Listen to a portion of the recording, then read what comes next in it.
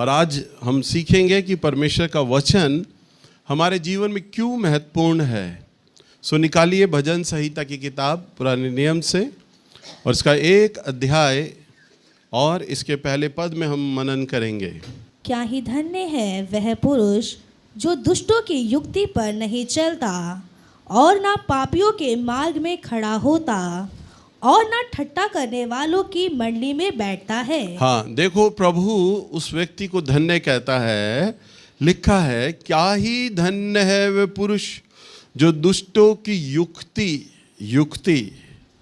अगर हम English version में जाते हैं, अगर हम इंग्लिश बाइबल पढ़ते हैं तो युक्ति की जगह प्लानिंग है। क्या है? प्लानिंग यानी योजनाएं।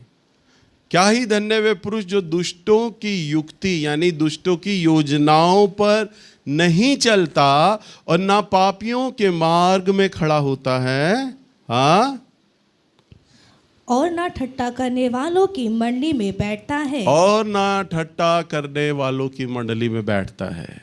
प्रभु कहता है क्या ही धन्य वे पुरुष जो दुष्टों की युक्ति पर नहीं चलता। प्रभु की दृष्टि में 2 प्रकार की जाति है, ध्यान से सुनिएगा। एक तो है उसकी निज जाति, वो जाति जो परमेश्वर का भय मानते हैं, परमेश्वर से प्रेम करते हैं, जो अपने जीवन में सबसे पहला स्थान परमेश्वर को देते हैं, परमेश्वर के वचन को देते हैं। वह लोग जो प्रभु का डर मानते हैं। दूसरे वो लोग जो अपनी बुद्धि का सहारा लेते हैं। शायद उनमें से वो लोग भी हों जो अन्य जाति हैं, जो प्रभु को बिल्कुल नहीं जानते, या वो लोग भी दूसरी श्रेणी में आ सकते हैं जो प्रभु को जानते तो हैं और वचन भी जानते हैं, परंतु बाद में वो अपनी बुद्धि का सहारा लेते हैं, अपनी योजनाओं पर निर्भर होते हैं या दूसरों की योजनाओं पर मन लगाते हैं। वो परमेश्वर की योजनाओं पर मन नहीं लगाते, दूसरों की योजनाओं पर मन लगाते हैं। तो ऐसा व्यक्ति, चाहे वो चर्च भी आता है, प्रभु का वचन भी पढ़ता है, अगर ऐसा व्यक्ति जो दूसरों की युक्तियों पे चलता है, दूसरों की बातों पे मन लगाता है, परमेश्वर की बातों पे बाद में मन लगाता है, सेकंड नंबर पे रखता है, तो प्रभु कहता है वे दुष्ट है। वे क्या है? दुष्ट है। संसार ने तो बहुत तरह की जातियां बना रखी है, हम ऊंची जाति के, तुम नीची जाति के, परंतु प्रभु के सामने तो 2 ही लोग हैं, एक उसकी निज जाति और दूसरा वे जो उसका कहा नहीं मानते, वे दुष्ट लोग। कहता है और ना वो ठट्टा करने वालों की मंडली में बैठता है। ठट्टा यानी मजाक। मजाक प्रभु ये नहीं कह रहा कि आप सामान्य रूप से दुनियावी मजाक ना करें। मेरा जो स्वभाव है, नेचर है, मैं बहुत ज़्यादा मजाक करता हूँ। मैं तो अनजान लोगों से भी मजाक करता हूँ। अनजान लोगों के फ़ोन आते हैं, मैं उनसे भी मजाक करने बैठ जाता हूँ। मेरा तो मजाक का नेचर है बहुत। तो प्रभु मजाक के लिए मना नहीं करता, परंतु मजाक वो ये कह रहा है, ठट्टा, कि जो लोग परमेश्वर के वचन का मजाक बनाते हैं। समझ पा रहे हैं? जो लोग परमेश्वर के वचन का मजाक बनाते हैं, प्रभु के वचन पर भरोसा नहीं करते, बोलते हैं अरे ये बात ऐसे नहीं होती, प्रभु संसार में थोड़ी ना रहता है, प्रभु महंगाई थोड़ी ना देख रहा है, महंगाई तो हम देख रहे हैं, समस्या तो हम देख रहे हैं, बिजली पानी की समस्या तो हम देख रहे हैं, बच्चों का ब्याह हमने करना है, वो हमने जानना है, प्रभु ने थोड़ी ना करना है। तो इन बातों को सोचकर परमेश्वर का मजाक है, ठट्टा है। समझ पा रहे हैं? तो वहां पर वचन में लिखा है ना वो ठट्टा करने वालों की मंडली में बैठता है। आपको ऐसे व्यक्ति के साथ नहीं बैठना जो प्रभु की बातों पर मजाक बनाए। अगर आपको बैठना भी पड़े, यानी आपके साथ काम करने वाले ऐसे लोग हैं जो प्रभु की बातों पर मन नहीं लगाते, मजाक बनाते हैं, या आपके पड़ोसी हो सकते हैं, परिवार के लोग हो सकते हैं, रिश्तेदार हो सकते हैं, आप चाहकर भी उनसे नहीं कट सकते, आपको तो साथ रहना पड़ेगा उनके, पर आप उनकी बातों पर मन ना लगाएं, उनके लिए आप बहरे हो जाएं। क्या हो जाएं? उनके लिए बहरे हो जाएं। वो बोल रहे हैं, उन्हें बोलने दो। आपको वो सुनना है प्रभु क्या कहता है अपने वचन में, बस। मैं आज इस समस्या में हूं, तो इस समस्या में अगर मैं गरीबी में हूं, परिवार के क्लेशों में हूं, बीमारी में हूं, मेरे जीवन में कोई भी दुख है, तो उस समय परमेश्वर का वचन क्या कहता है। और अगर आपको राय लेनी है तो किसी अभिषिक्त जन से राय लें। आपके स्थानीय प्रचारक जो लोग हैं, जो आते हैं, उनसे परमेश्वर के वचन के अनुसार राय लें। हम इस समस्या में हैं, सो प्रभु का वचन क्या कहता है। हालेलुया। जब आप ऐसा करेंगे तो प्रभु आपको धन्य बोलेगा। समझ पा रहे हैं। रिश्तेदार, जानकार, परिवार के लोग, आप उनसे अलग नहीं हो सकते, वो तो साथ रहेंगे, परंतु उनके लिए आप बहरे हो जाओ। अपना जीवन का फैसला, सुनना ध्यान से, अपना जीवन का फैसला दूसरों के हाथों में कभी मत देना, कभी मत देना। ना समाज के हाथों में देना। परिवार की एक बार को बात मानना, पर समाज की मत देखना। लोग बिरादरी, समाज को खुश करने के लिए पता नहीं क्या क्या खुश करते हैं। बिरादरी, रिश्तेदारों को खुश करते हैं, परंतु परमेश्वर को ही नहीं खुश करते। याद रखना, किसी की बिरादरी, किसी के रिश्तेदार साथ नहीं चलते। आप साथ लेके चलते हो, परंतु जब आप पे समस्या आती है ना, कोई रिश्तेदार साथ नहीं खड़ा होता, कोई बिरादरी के लोग साथ नहीं खड़े होते। वो समस्या तो आपने अपनी देखनी है, पर आपके साथ अगर कोई खड़ा होता है, विश्वास योग्य है, तो वह है परमेश्वर। हालेलुया। हम दूसरे पद में देखते हैं, यहाँ क्या लिखा है। परंतु वह तो यहोवा की व्यवस्था से प्रसन्न रहता है और उसकी व्यवस्था पर रात दिन ध्यान करता रहता है। हाँ, क्या करता है? वह तो यहोवा की व्यवस्था से प्रसन्न रहता है। क्या करता है? यहोवा की व्यवस्था से, और रात और दिन उसमें ध्यान दिए रहता है।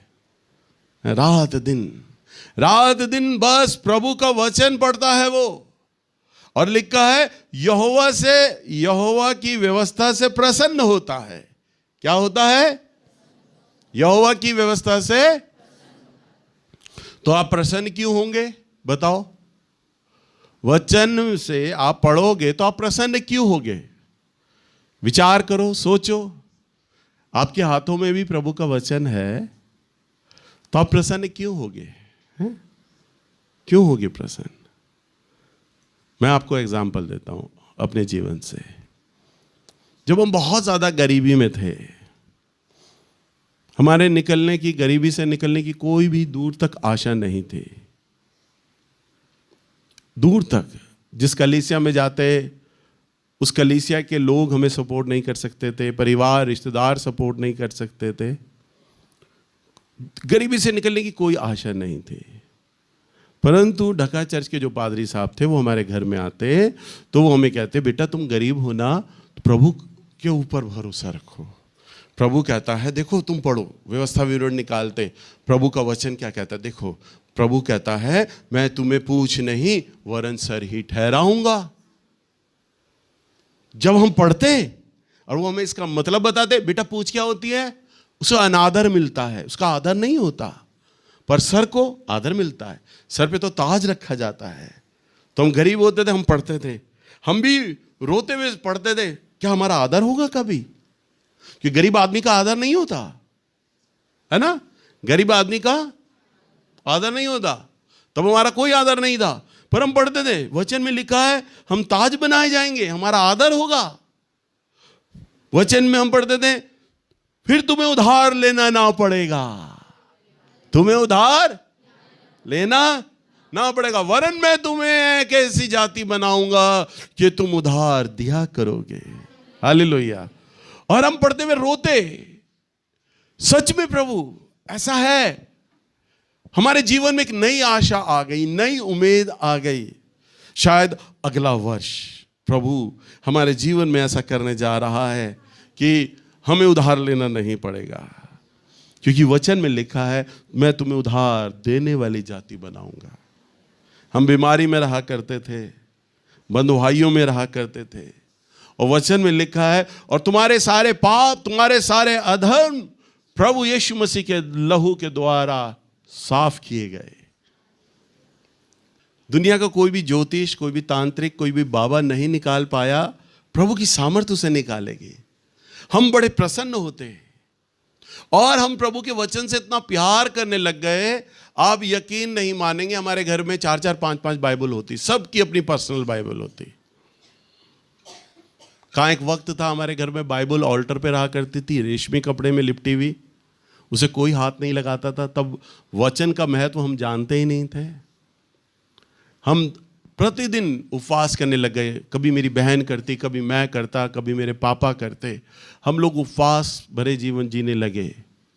पापा सारा दिन बाइबल पढ़ते रहते, जैसे ही हम फ्री होते मैं बाइबल पढ़ता रहता, जैसे ही फ्री होती मेरी बहन बाइबल। हमें घर में कोई काम तो था नहीं, नौकरियां तो थी नहीं हमारे पास, फांके चलते थे, प्रभु का वचन पे हम मन लगाते थे और इसी में रात दिन ध्यान करते थे। ऐसा भविष्य हमारा होने वाला है, हालेलुया। और सच कह रहा हूं, प्रभु ने हमारा ऐसा ही भविष्य बना दिया। हम पूछ नहीं ठहराए गए, वरन सर ही बनाए गए। हम उधार लेने वाली नहीं, वरन उधार देने वाली जाति बनाए गए। हमारे सारे अधर्म, हमारे सारे पापों को हमारे परमेश्वर ने माफ कर दिया। जितने भी तरह के श्राप हमारे जीवन में चलते थे, परमेश्वर ने हमें उन तमाम श्रापों से आजाद करा दिया, हालेलुया। जब कोई व्यक्ति परमेश्वर के वचन को पढ़ता है तो इसमें होने वाला जीवन लिखा है। अगर मुझे बाइबल का नाम रखने के लिए अगर कोई कहता है कि बाइबल का आप नाम रखो, तो मैं बाइबल ना रखकर मैं इसको लिखता भविष्यवाणियों की पुस्तक, क्योंकि इसमें भविष्यवाणियां ही तो हैं। मैं तुझे उधार लेने वाली नहीं, वरन उधार देने वाली जाति बनाऊंगा, यानी भविष्य काल की बात हो रही है। तू अब से पूछ नहीं, वरन सर ही ठहरेगा, यानी भविष्य काल की बात हो रही है। प्रभु कहता है तुम्हारा जो कल बीत गया सो बीत गया, जो अब चल रहा है। तभी तो प्रभु ने कहा है सिर्फ कल की चिंता मत करो, आज की चिंता करो, क्योंकि आज का दुख ही काफी है, क्योंकि कल तो तुम्हारे जीवन में मैं खड़ा हूं, हालेलुया। जब हम परमेश्वर के वचन को पढ़ते हैं और हम प्रभु के वायदों पर भरोसा करने लगते हैं, विश्वास करते हैं, तब हम प्रसन्न होते हैं, क्योंकि हमारा भविष्य ऐसा होने जा रहा है, हालेलुया। हम इसे पढ़ रहे हैं, हम प्रभु के वचन के अनुसार, जैसा प्रभु कहेंगे वैसा हम चलेंगे, वैसा वैसा जो प्रभु के वचन के अनुसार लिखा है हम जब ऐसा करेंगे ना, तो सच में हमारा भविष्य बदलने जा रहा है। और हम ये इस परिकल्पना में चले जाते हैं, ओ प्रभु अभी तो हम गरीबी में हैं, परंतु एक वक्त आने जा रहा है कि आप हमें अच्छा खिलाने जा रहे हैं, हालेलुया। जब क्रिसमस आता था तो मालूम है सबसे अच्छा खाना पूरे साल का सबसे अच्छा हमारे घर में क्या बनता था? राजमा चावल हैं? हमारे एक चाचा हुआ करते थे, ऑटो चलाते थे, हम उन्हें बुलाते थे तो कई बार हम उन्हें बोलते थे चाचा क्रिसमस पे आना, तो कहते थे क्या खिलाओगे? राजमा चावल। कई बार वो मजाक करते थे हमारे साथ, राजमा चावल खिलाओगे? तो हम कहते हैं हाँ राजमा चावल खिलाएंगे। सोचो साल में एक बार अच्छा खाना बनता था राजमा चावल। और आज हम परमेश्वर ने हमें वो अनुग्रह दिया कि आज हम जो प्रभु का बड़ा दिन क्रिसमस आता है ना, पूरी कलीसिया के साथ मनाते हैं, हालेलुया। और बहुत अच्छे से अच्छा खाना खाते हैं, महंगे से महंगा खाना खाने का प्रभु ने आज अनुग्रह दिया है। मैं बड़ाई नहीं कर रहा, परंतु मैं परमेश्वर की प्रशंसा कर रहा हूँ। एक वक्त था हमारे घर में फाके होते थे, फल नहीं आता था, परंतु आज प्रभु ने हर तरह की भरपूरी मुझे दे रखी है, मेरे परिवार को दे रखी है। क्यों? क्योंकि जब कोई व्यक्ति परमेश्वर के वायदों पे भरोसा करता है, जब कोई व्यक्ति प्रभु के वचन पर खड़ा रहता है, बहरा हो जाता है दूसरों के लिए, परिवार लोग दूसरे क्या कहते हैं उनके लिए वो बहरा हो जाता, वो तो विश्वास करता बस मुझे मेरे प्रभु पे भरोसा है, मुझे तो मेरे प्रभु के वचन पर चलना है, बस वो दूसरों की युक्ति पे नहीं वरन परमेश्वर की युक्ति पे चलता है। तीसरा पद,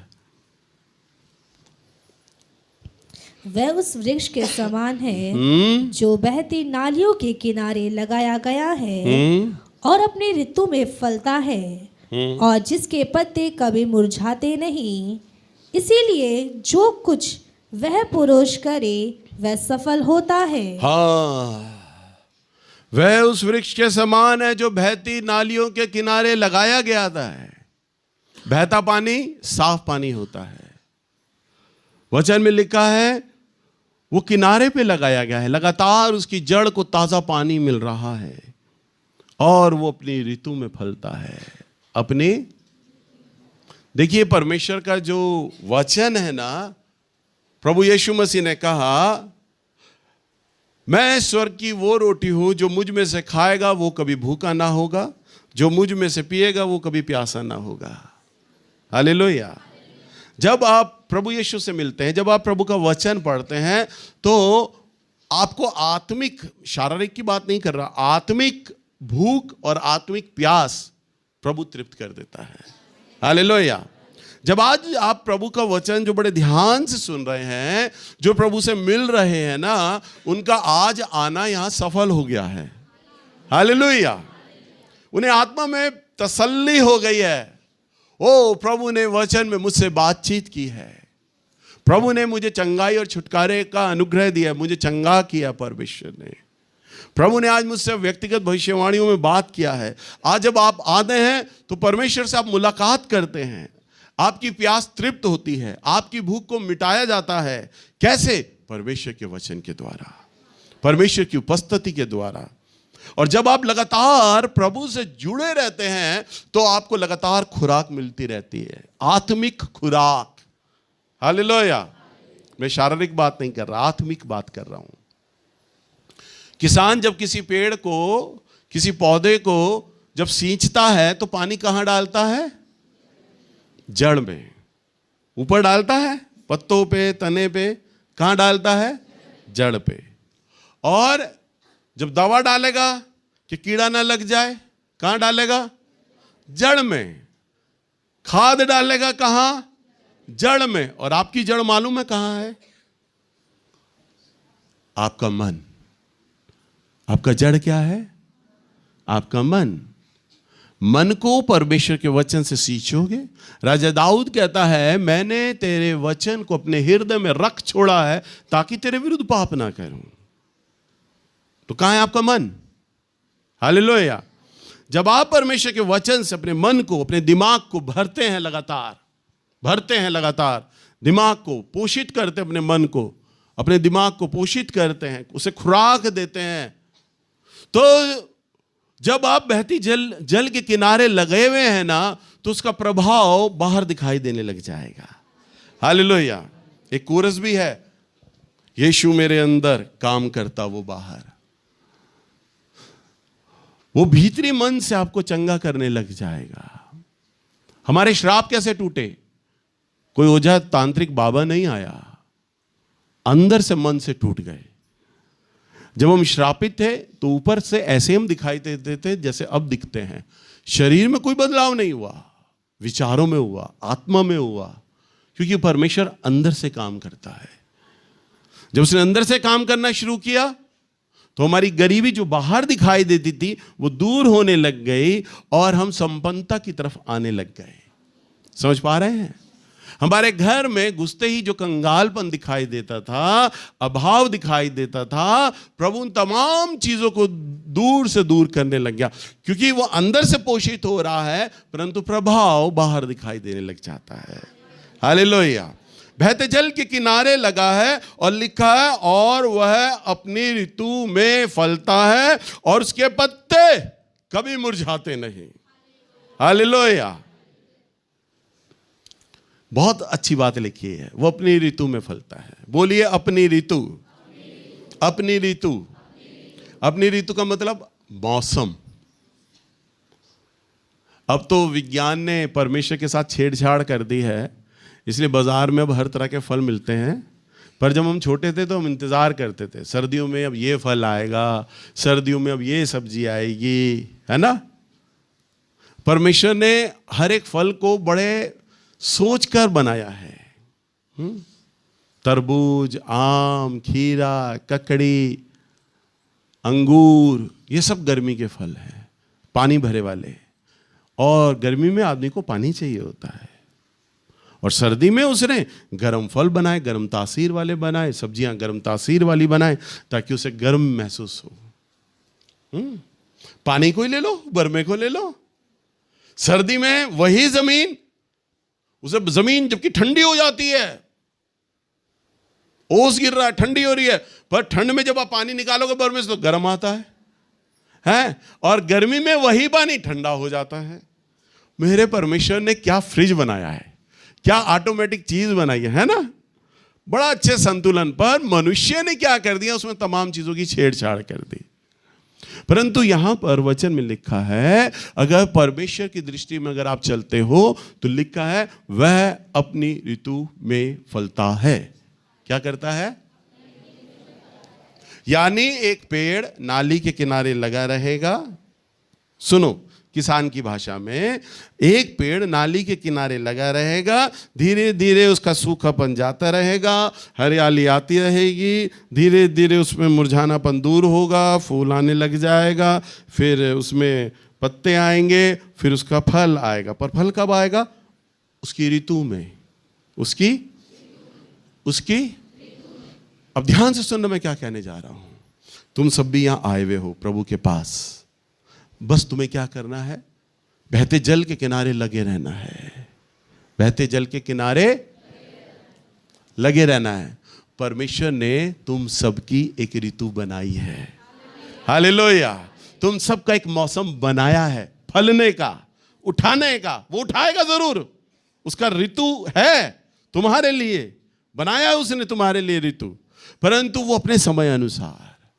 हमें क्या लगता है, प्रभु बहुत देरी हो गई है, जल्दी फुर्ती करो, प्रभु कब उत्तर दोगे, जल्दी फुर्ती करो। हमें लगता है बहुत देरी हो गई। ध्यान से सुनना, परमेश्वर न कभी जल्दी करते हैं न कभी देर से करते हैं। मेरा परमेश्वर ऑन टाइम काम करने वाला प्रभु है। हालेलुया। बिल्कुल उसी वक्त वो काम करता है, उसी वक्त। तो अभी आपकी ऋतु आई नहीं, आप में से जिस जिसकी ऋतु आएगी वो अपने आप फलने लग जाएगा। पर आपको क्या करना है? प्रभु के साथ लगे रहना है? अगर किसान जब बहते जल के किनारे पौधा लगाया हुआ हो और 4 महीने बीत जाएं और वो देखे अरे 5वें महीने से तो फल आना चाहिए था, आया क्यों नहीं, जड़ को खोद के तो देख लूं, और उसने जैसे ही जड़ को खोदा ना और हवा लगी तो जड़ तुरंत सूख जाएगी और फिर कभी फल नहीं आएगा। तो आप जल्दबाजी ना करें। आपके रिश्तेदार, परिवार के लोग बोल सकते हैं, अब तो तुम चर्च जा रहे हो, अभी भी तुम्हारे घर में ये चल रहा है, अभी भी गरीबी है, क्या बदलाव आ रहा है तुम्हारे जीवन में? बोलेंगे वो तुम्हें, और बोलते होंगे। पर मैंने क्या कहा? आपको बहरे हो जाना है। आप बस हर संडे आए, संगति में बैठे, परमेश्वर का वचन पढ़ें और कुछ ना करें। जैसा प्रभु का वचन बोलता है वो आज्ञाएं माने बस। पर मैं आपको लिख कर देता हूं, अगर आप ऐसा करते रहेंगे ना, आप एक ना एक दिन अपनी ऋतु में फलेंगे। और वो परमेश्वर आपको इतना फलाएगा ना, क्योंकि वचन में लिखा है, और जो मुझ पर भरोसा करते हैं, मैं तुमसे सच सच कहता हूं, वो कभी लज्जित ना होंगे। वे कभी लज्जित ना होंगे। वो आपको लज्जित नहीं होने देगा। जिस पर भरोसा करते हैं वो उन्हें श्रोमणी बना देता है। आपकी बिरादरी, आपके रिश्तेदारों से कहीं अधिक वो आपको ऊंचा उठा देगा। और वो सच में बाद में कहेंगे, हम तुम्हें रोका करते थे, टोकते थे, परंतु तुमने भला किया कि तुम प्रभु में बने रहे। फिर वो ये भी कहेंगे, अब तुम आशीषित हो रहे हो, हमें भी अपने परमेश्वर के पास लिए चलो। हालेलुया। क्योंकि वो आपके उन कामों को देखेंगे जो परमेश्वर ने बाहरी रूप से कर दिए आपके जीवन में। और लिखा है, इसलिए जो कुछ भी वो पुरुष करे वह सफल होता है। जब हम ज्योतिषों के पास जाते थे, ज्योतिष मेरे पापा को क्या करते थे, लोहा तुम्हें रास नहीं आता जी, लोहे का काम मत करो, कपड़े का कर लो। पापा ने कपड़े का किया, टेलर बन गए, वो भी रास नहीं आया। फिर ज्योतिष पे जाते, ज्योतिष कहते, पता नहीं तुम्हें किसने राय दी थी, कपड़े का तो करना ही नहीं चाहिए था। तुम्हारे जीवन में तो कमाई है ही नहीं। मेरे पापा निराश हो गए, कमाई नहीं है, नहीं तुम कमा नहीं सकते, पैसा तो है ही नहीं तुम्हारी उसमें। निराश हो गए। पर प्रभु कहता है, नहीं, मैं तुम्हें धनाढ्य बनाऊंगा। हालेलुया। प्रभु कहता है, जो मुझ पर भरोसा करेगा वह लज्जित ना होगा। मैं तुम्हें उधार लेने वाली नहीं वरन उधार देने वाली जाति बनाऊंगा। प्रभु कहता है, धन तो यहोवा की ओर से मिलता है और उसमें वो कभी खोट नहीं देता। हालेलुया। सो जब आप प्रभु के वचन पर भरोसा करते हैं, उसके वचन पर मनन करते हैं, पढ़ते हैं, तो वो आपको श्रोमणी बनाता है, आपको उठाता है। हम देखेंगे पुराने नियम से व्यवस्था विवरण की किताब और इसका 28 अध्याय और इसका पहला पद। यदि तू अपने परमेश्वर यहोवा की सब आज्ञाएं हाँ। जो मैं आज तुझे सुनाता हूँ चौकसी से पूरी करने को चित लगाकर उसकी सुने, तो वह तुझे पृथ्वी की सब जातियों में श्रेष्ठ करेगा। हाँ, क्या लिखा है? यदि तू अपने परमेश्वर यहोवा की सब आज्ञाएं, बोलिए आज्ञाएं, आज्ञाएं, आज्ञाएं किस लिए दिया जाता है? उसका पालन करने के लिए, है ना? उसका पालन करने के लिए। तो प्रभु कहता है जो मैं आज्ञा तुझे मैं सुनाता हूं। आप रोज हर सप्ताह जब आते हैं, प्रभु का वचन सुनते हैं, तो परमेश्वर की एक नई आज्ञा को आप सुनते हैं। अभी मैंने आपको क्या कहा था? जो प्रभु का निज जाति है वो प्रभु का वचन सुनता है और ज्यों का त्यों आज्ञा मानने लगता है। परंतु दुष्ट कैसे होते हैं? दुष्ट ऐसे होते हैं, वो आते तो हैं चर्च में, वचन भी पढ़ते हैं, परंतु आज्ञा नहीं मानते। जानकारी है उन्हें आज्ञा की, परंतु मानते नहीं। सो आपको कैसा बनना है? प्रभु की निज जाति या दुष्ट? निज जाति है, तो आपको आज्ञा मानना पड़ेगा। आपको लिखा है मैं तुझे परमेश्वर यहोवा सब आज्ञाएं जो आज मैं तुझे सुनाता हूं चौकसी से। चौकसी माने बड़ी सावधानी, बड़ी सावधानी। मैंने आपको क्या कहा? मोबाइल के स्विच ऑफ कर दो, साइलेंट कर दो। क्यों? मोबाइल को भूल जाओ 1 घंटे के लिए। कौन फोन कर रहा है, कौन आ रहा है रास्ते में, कौन कहां बैठेगा, सारी बातें छोड़ दो। बस सिर्फ वचन पे ध्यान दो, वचन में क्या लिखा है, बस। क्योंकि यही तो जीवन का स्रोत है, यही तो जीवन को बदलेगा। और प्रभु इस वचन से कई तरह से वो बात कर रहे होते हैं प्रभु। तो लिखा है चौकसी से पूरा करने को चित्त लगाकर उसकी सुने। क्यों सुनना है? चौकसी से। क्यों सुनना है? कि उसे पूरा करना है। एक बार मैं 1 तारीख के फंक्शन के लिए डीसीपी ऑफिस गया, तो लेटर लेके गया। तो डीसीपी को जब पता चला एक पादरी आया हुआ है, तो उन्होंने बड़े प्यार से मुझे अंदर बुला लिया, आप अंदर आ जाइए। मैं उनके साथ बैठ गया। तो डीसीपी ने घंटी मारी, 2 पुलिस वाले आए, उनसे पूछा, हाँ, इशारों में बात हुई। पुलिस वालों ने बस फाइलें दी। साहब जी, पुलिस वाले ने देखा वो साइन करते जा रहा है डीसीपी और बोलता जा रहा है ये और धीरे धीरे मैं टेबल पर बैठा हूं, मुझे आवाज नहीं आ रही क्या बोल रही हैं आपस में। ये वो काम बोलता जा रहा है। ये अच्छा साहब जी, अच्छा साहब जी, अच्छा साहब जी। दोनों फाइलें दी। लो भाई, डीसीपी आदमी है, पुलिस वाला हवलदार वहां खड़ा हुआ है, फाइलें लेके साइन करा रहा और डीसीपी बोल रहा है। और वो एक बार भी बोलता ना, हैं जी क्या कहा आपने, तो वहीं डांट पड़ जाती डीसीपी से। है जी, समझ नहीं आया जी, मेरे पेट में दर्द हो रहा है जी, मैं नहीं जा पाऊंगा, दूसरे को भेज दो जी। उसके सामने ऐसा कुछ नहीं चलने वाला। वो जो बोल रहा है सुन रहे हो। हमारे पापा की भी आज्ञा ऐसी होती थी। हमारे पापा भी बोलते थे, नीलू इधर आ। मैं आता था, हाँ पापा, ध्यान से सुन मैं क्या कह रहा हूं। मैं कहता, हाँ पापा, वहां जा, फलाने से मिल, वो ये चीज लेके आ, ये चीज लेके आ, ये चीज लेके आ। मैं ठीक है। और मैं आज अपने बेटे को शान को नीचे हमारे हैवल्स के नीचे दुकान है, उसकी मम्मी कहती है 100 रुपये देके, जब बेटा आधा किलो दाल लिया, वो आधा किलो दाल लेने जाता है। जोशी तक जाते जाते, दुकान तक जाते जाते भूल जाता है, मुझे फ़ोन करता है, पापा मम्मी क्या कह रही थी, क्या मंगाना है। फिर मैं कहता हूँ उसने ये बोला था, ये लेके आ। और एक हमारे बापू थे, पता था ना, अगर सुनने में चौकसी नहीं बढ़ती थप्पड़ पड़ जाता था पट। इसलिए ध्यान से सुनना पड़ता था क्या कह रहे हो प्रभु।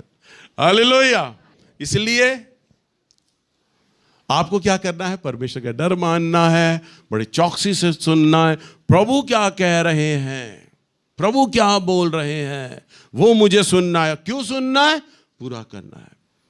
अगर मैं नहीं पूरा कर पाया तो मैं जहां खड़ा हूं ना, आज भी अपने जीवन में कैलेंडर बदलते चले जाएंगे, 24 आएगा, 25 आएगा, 26 आएगा, 27 आएगा, पर मेरे जीवन में कोई परिवर्तन नहीं आएगा। तो वचन में लिखा, चित्त लगाकर उसकी सुने तो वह तुझे पृथ्वी की सब जातियों में श्रेष्ठ करेगा। क्या करेगा? वह सब जातियों में, आप जिस जिस जाति के हो ना, जिस जिस बिरादरी के हो, मैंने क्या कहा था, प्रभु आपको उसमें श्रेष्ठ कर देगा।